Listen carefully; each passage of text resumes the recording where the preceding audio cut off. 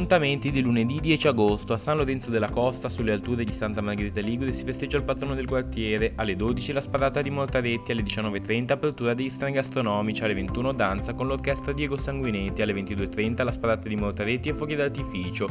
Le serate si svolgono al campo sportivo. Estate con le stelle a Villa Durazzo di Santa Margherita Ligure a cura dell'associazione Cores e dei servizi bibliotecari, inizio ore 18.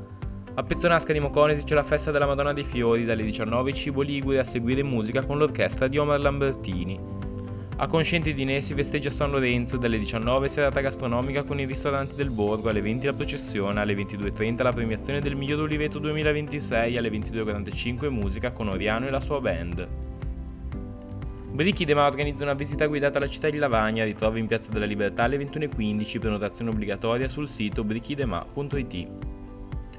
Per il 60° Festival Teatrale di Borgio Verezzi va in scena La Cameriera Brillante di Goldoni, prodotta da Diane Act ETS, regia di Ferdinando Ceriani, alle 21:30 in Piazza Sant'Agostino.